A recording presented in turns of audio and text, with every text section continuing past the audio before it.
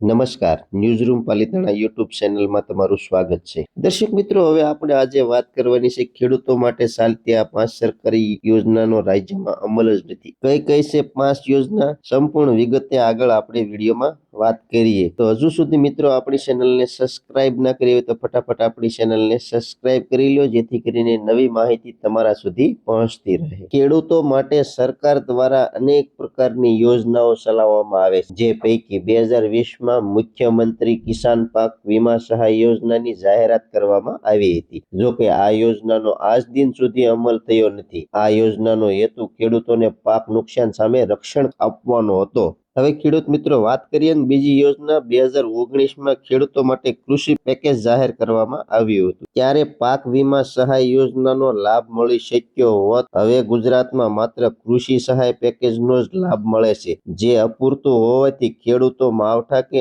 અન્ય આફત વખતે પાક ધિરાણ માફ કરવાની માંગ કરે છે. અન્ય રાજ્યમાં મુખ્યમંત્રી પાક સહાય યોજના વીમા યોજના કાર્યરત છે, એટલે કે કુદરતી આફતના સમયે ખેડૂતોને તેનો લાભ મળે છે, જ્યારે ગુજરાતમાં આ યોજના બંધ કરી દેવાય છે. જો ગુજરાતમાં પણ આ યોજનાનો અમલી હોત તો ખેડૂતોને પણ કમોસમી વરસાદથી થયેલા નુકસાન સામે વળતર મળી શક્યું હોત. ઉલ્લેખનીય છે કે ગુજરાતમાં માવઠાએ ધરતીપુત્રોને પાયમાલ કરી નાખ્યા છે. કમોસમી વરસાદથી ખેતરમાં ઉભેલા પાકનો શોથ વળી ગયો હતો, જેના કારણે ખેડૂતોના મોઢા સુધી આવેલો કોળિયો છીનવાઈ ગયો હતો. સૌરાષ્ટ્રમાં ઘણી જગ્યાએ હજુ પણ ખેતરોમાં પાણી ભરાયેલા છે, જેના કારણે રવિ પાક થશે કે કેમ તેની પણ ચિંતા છે.